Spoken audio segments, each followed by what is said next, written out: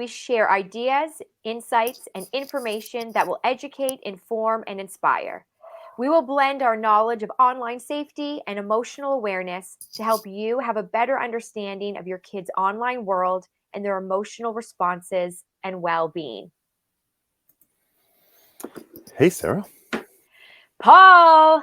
It's been a while. I mean, yes, and people need to hear this podcast today. Like, it's been a while. I'm so happy to connect with you and see you. And the conversation we're having today, I think, is one that is on the top of a lot of parents' minds, which is, has technology disrupted the art of play? It's a good title. You came up with that title. Well, you know what? I'm going to give credit where credit's due. My mom did. All right. Thanks, Mom. Oh, Linda Westbrook. Yes, creative. Yeah, it's a really important topic. It is. You know, and I get a lot of parents email me on the topic of technology, and me coming as a parent who has an almost 10-year-old that does enjoy technology. He does enjoy playing NHL 21 and Fortnite with his friends. Mm-hmm. I hear these parents, you know, where they're at a tug of war of finding harmony and balance so that their kids can still do other forms of play, not just be solely happy when they're playing technology. Right. And on the same page, I hear it as well. And everyone keeps, if I say everyone, the majority of people will always kind of tilt their head when I say this, but because I believe technology, it's given me a great career. I was a coder as a kid. I always promote, take technology breaks. Go outside, play with your friends, interact, stop looking at a screen when you're with your friends, respect their time, their being in front of you, and the ability for you to have conversation and play. It could be sport, it could be whatever. Take that tech break. And later on, go back and check it. But while you're with each other, enjoy each other's time, respect each other, obviously by not always looking at a screen, and get that physical activity in, because we can have a great balance of tech and human interaction without the tech. Now, having said that, in today's day and age, 2022, that is actually a discipline. Personally, I don't find it a discipline. For me, it's human nature. I brought my daughters up to be like that. You know, disconnecting and walking away is actually easy. But in many cases, it's a discipline, and we almost have to tell them and remind it, put it down, walk away, go play. And what you find is, this is the feedback I've received from parents, is that once they're in that mode of play, they just love doing it. And then they'll go back to technology, but they almost like they have to be reminded to put it down and go and make that time. So, you know, do I want to point fingers? No, but I'm going to say that this is a parental responsibility to make sure that there's structure in that home where you have X amount of time for your tech, but also a lot of time for play. And, you know, you have been sharing with me over the past couple of days about your son and his hockey schedule. And I think that's fantastic. He's fortunate enough to play hockey. He's got a schedule to play. It gets him out of the tech zone and he gets physical activity. It's very important. Absolutely. And not having that when we were in lockdown, I really noticed a big difference. When there was no hockey going on or extracurriculars for kids or for many people of all ages for that matter, there was that big tug of war of, well, they are having fun on technology and now, you know, there's not other things really to do. So, and I know Kai being an only child, so it's not like he's playing with brothers and sisters. I know it's glorious to think that even if he had brothers and sisters, he'd be playing with them, because that's not always the case either. But, you know, it's now we're coming out of that. We're coming out of that where activities are happening. Things are getting more back to the swing of it. But there's still that balance that has to be found with technology and actually going and playing and using your imagination. I find what you're saying when it comes to that discipline of turning off technology, I have to apply to my own self personally.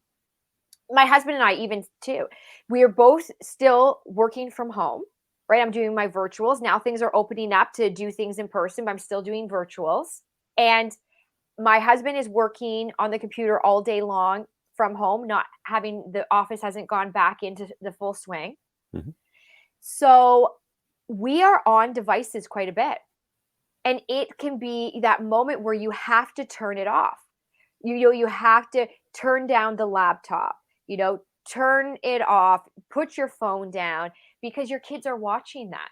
So if I'm Right. telling Kai, oh, you can't be on your game, but then I'm on my phone the whole time, yet I notice that I have to find that balance because I do a lot on my phone for work. Mhm. But then I have to be structured and have a healthy boundary within myself. So what I'm saying, Paul, is it does come back to us, doesn't it? Really, it comes back to us. What are we modeling when it comes to a healthy boundary with technology? And then how are we enforcing it in a respectful way, saying, you know what, you might not like that I'm saying no, but I am saying no, you've had enough technology time. Right. There's also a lot of benefit in kids being bored because then they can find creative ways to explore. Correct. You know what's hard about that, Paul? When your kid is bored and they keep whining about it, and then it triggers an emotion in you as a parent, and then you're just like, oh, just go on your game. But then Well, you have to take a step back and say, no, okay, whoa. yeah, and therein lies the discipline, which is I Right. know you're going to hear that child perhaps whine and complain. Look, we got to deal with it. It is our responsibility as parents. So I completely support we model the behavior we expect our children to follow. If we're going to be on our phones, they're going to observe that. So we need to take breaks. One of the ways you take breaks is go for a walk with, if you have a dog, take that dog walk and leave all your devices at home. Maybe one person brings it, quote unquote, in case of that emergency. Otherwise, leave it at home. Spend time with your dog who cherishes you. Go for it as a family together, and leave all that technology at home. You don't have to check that email while you're walking the dog. You don't have to respond to a text message. Just spend that time so they see that you're doing it as well, and you're spending that quality time, and perhaps maybe even a car ride versus being on the device. Read a book. Make time for play dates without technology. I cannot stress the importance of that enough. And if you say Yes. to me, and this has been told to me many times, but Paul, if my child goes over to their friend's house and their parents have no technology rules, then what? And I say, bring them over to your house. So when the kids come over, put the phone in a basket, whatever, and let them be kids. But the exercise component is healthy. It's incredibly healthy because it contributes to obviously their mental state, and limiting that screen time, whatever that amount of time is, because every study is inconclusive, will be tremendous. It'll be amazing. But here's the thing. Although you want it to happen and I want it to happen, in fact, I've been doing it forever, our kids will take time to get used to it, which means they're going to hear you over and over and over again. And parents, don't give up on that. Don't throw your hands up in the air after 2 weeks saying, this is a lost cause. No, it's not. They're worth No. it. Repeat it for a month if you have to. Eventually, they'll fall into that habit. But it's And it's so vital okay. important. Yes. And it's okay if your kids are whining and complaining and saying, I don't like you. I don't, right? Because this is what we also have to remember as parents. They're not saying it because they don't actually like you. They Right. don't like the boundary and the choice. Right. They don't like, but that's what we have to enforce is this idea of boundaries, because this is what builds resilience and overall well-being. The other thing that I think is really something to touch on, and I want to hear your thoughts on it, is blue light. So picturing that there's technology and you're looking at a screen, blue light, I've read some studies, especially before bed, can really hinder. So if your child's checking their phone before they go to bed, or you're checking your phone before you go to bed, it can actually disrupt your sleep. I don't know if you've heard anything about that. So I'm not the expert in that field, but I've read similar studies. And in fact, I interviewed almost 2 years ago a lady out of Burlington, I believe it is. She's a sleep expert. and that's all she focuses on is good night sleep. And that came up in the conversation. So she's an expert in that field. Maybe we'll bring her on for an interview. What do you think about that? Oh, yes, let's do that. All right, done. That would be See, great. this is all ad lib. You all know that, right? So we're just actually going along it. But no, she'd be great to bring on because yes. And so, although I'm not the expert, do I subscribe to it? Well, based on what I read, yes. So the last thing that you look at before you go to bed should not be your phone. You should put it away. This is a good habit. Exactly. Healthy habit. 30 minutes to 60 minutes before you close your eyes. And when you wake up in the morning, it is not the first thing you look at. How long would you wait to look at your phone in the morning? My suggestion's always been 30 minutes. Get up, brush your teeth, do your thing, grab breakfast, stretch, walk the dog, and then you know what? Let's connect. But looking at that phone initially can cause so many emotional variations, because you might get an email saying, hey, I got a booking today. And you might be all right. The next email is, oh, Sarah, I really need your help.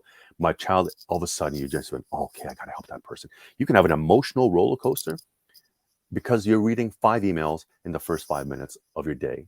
Is that good for you? So well, true. The health experts are saying no. So get yourself going, get that positive energy, get the oxygen to your brain, feed your brain with some food, and then address that. I remember getting a message during my Q&A with parents, and it was a gentleman who said, the best gift I bought my wife was an iPhone. The worst gift I bought my wife is an iPhone, and she's a teacher. And he said, literally, it's the last thing she looks at before she goes to bed at night. And I'm thinking, this is just, no, the last thing is look over, if you're in that situation with your spouse, and say good night, not let me check that email and then close my eyes. So it does impact people. And I know, you see, that's a discipline as well. So we're telling our kids no technology in the bedroom. And that is the golden rule for online safety. Start out every household, no technology in the bedroom. Well, okay, I want to stop you right there, Paul, because I want to interject something that I know happens. As soon as you say no technology, someone will say, well, I use, my teenager uses their phone for their alarm. Go to Walmart and buy them a alarm clock with the big red lights. Right. They cost about $15, $20. You can get them in different shapes and sizes. They're very nice. Having said that, that is the number one excuse, but you know that they're doing other things. And that technology, if being used for an alarm, guess what? It's on all night. And guess what keeps flashing? Lights, because of notifications all night, all night, all night. Now, and that disrupts sleep, I was reading about, because like even your, right? And not only that, but picture being a preteen and a teen, Paul. I would be checking that ding, that light, even if it was 3:30 in the morning. Because I would be like, oh, I wonder what they're saying. Oh, is something going on without me? Like the fear of missing out. Talk about disruption in your sleep. And what do kids need? What do we all need? Especially kids growing need sleep. So this is going to be a direct impact to their overall well-being, their mental state. Right. So yeah, phones out of the bedroom is essential, because it's too tempting. It's way too tempting. Of course, unless it's an emergency. Okay. And I get into arguments with people about this. Please explain to me an emergency for a 13-year-old that has to address at 3 o'clock in the morning. Come on. I mean, I want context, and there is no, this is an excuse. There's no emergency at 3 o'clock in the morning. That your family's at home. If there's no fire in the house, everyone's sleeping, there's no emergency. And if there's something serious of a personal nature with family, that's going to be addressed with the adults, and then they'll wake up the kids, whatever. But that kid doesn't deserve that drama at 3 o'clock in the morning because someone broke up with their significant other, and there's tea being spilled on what's happening in school. That doesn't belong. They need to have that great night's sleep. But okay, let's go back to if our kids are using that as an excuse. Buy them, and I do not have an Alexa. I do not have a Google Home. I don't believe in them because I don't like products that listen to me. But buy your kid an Amazon Alexa. It'll play music so they can fall asleep, and it will wake them up in the morning if that's what they need. Or buy them that $15 alarm clock. But get that tech out of the bedroom. Now let's go back to us. Model that behavior. I did the $15 version, just so you know. My daughters have it in their bedrooms. I think Kai's got this big alarm clock, and he listens to AM and FM radio. Most kids don't even know what AM and FM is, but good on Kai that he knows it. So yeah, you see, we can do it, The one thing I find consistently in my messaging is that it's work for parents. And when I'm in front of them in person, I say, who told you parenting was easy? I'm not the best dad in the world. Sometimes I struggled. I got technology down pat, but there are other things that I'm learning. And yeah, it's my responsibility. It's my wife's responsibility. So we can collectively work as a team to be the best we can be. But it takes effort. None of this stuff is easy.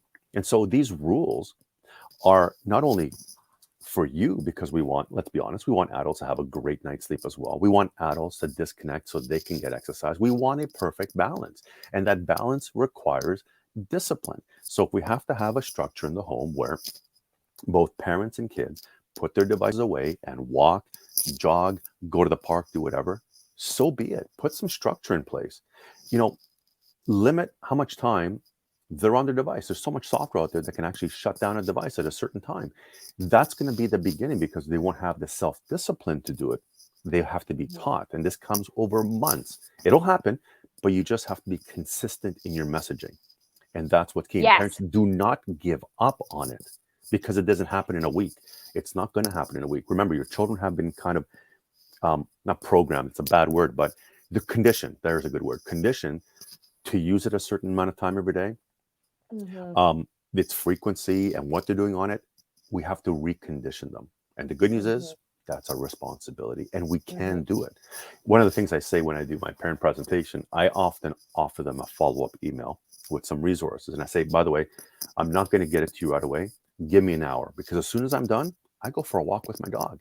I don't bring my phone with me. I clear my mind. I want to get out there. I want to walk my dog. I want to take in the neighborhood. And then I come back and I'll drop that email. If I do it, and I'm a tech guy, I believe it, it's all over here. I know everybody else can do it. It is absolutely possible. And I'm a business owner as well, which means I have to run a business, as you do, Sarah. You're allowed to disconnect. You know. Well, you have to at some point. Otherwise, your brain goes wild and your eyes go buggy. Like you're like, ever had it where your eyes are just every which way because you've just been staring at a screen? I'm going to be honest. No. And the Okay, reason I Paul, say can you no. please say yes, Sarah. My eyes have gone buggy too. Oh, I'm sorry. Was that part of the script? I'm going off script. Someone listening is like, yes, my eyes have done that. Yes. Okay. And you know what? Honestly, the majority of people, but again, I go back to the discipline. If I feel I'm getting tired at any point, I literally stop, because there was an email I sent not too long ago to a principal, and it was 11 o'clock at night. And literally it was a marketing piece for one of my presentations. I was off by 1 digit on the time. And she said, can you just correct the time, please? And I said, yes, and I'm sorry. Oh, by the way, I won't be creating marketing pieces at 11 o'clock at night anymore. And she responded back, me neither. When it was the time, we were both online. But sometimes you just stop because you know you've had enough. Don't get to that point. Listen to your body. There's a great story. My daughter came home yesterday. She had to work a little bit extra at work. She wasn't used to going overtime because something happened at her company. She was exhausted. I said, okay, listen to your body. Your body's tired. Go to bed. Tell your friends tonight, there's no chatting. Just say, guys, I'm exhausted. I'm cutting out. I'll talk to you guys tomorrow. She did exactly that. And I told her, and I've been telling my kids that from the beginning, listen to your body. It knows when it needs rest. Don't let your eyes get so heavy. Don't fall asleep in front of your screen. But we're going to go, I know we're repeating ourselves. It's a discipline. And this goes back to the parents modeling it and the parents enforcing it, because my son at 9 doesn't realize the consequences of too much technology. I have to be the voice that says, no, okay, you got to get off now. Or my husband, no, you got to get off now. Yes. Is there going to be that moment where, oh no, I want to stay on and this, that, and the other? I also find telling him in advance when he has 15 minutes, when he has 10 minutes, when he has 5 minutes left. That's been very helpful. Yep. The other thing, a strategy for parents out there that are interested, is have your child write a list of things they can do that are offline. Have them have a list of activities, whether it's drawing, painting, going outside, playing a sport, doing a puzzle, Lego. Have them come up with a lot of different activities that don't include technology. Because sometimes in the moment, they might forget, like, oh, there's nothing else to do. And you could be like, well, You did make a list. So let's look Right. at that. Right? That's a Let's great look at idea. what that is. That's a great And idea. have the list somewhere where they can see it and you can see it. The fridge. The fridge, or right on their door. Yes. Boom, there it is, right there. And this is a good thing for us to have a visual reminder and for them as well. But Maybe my we have take, maybe we have to have those lists as well, because I think sometimes parents fall into that trap. yes.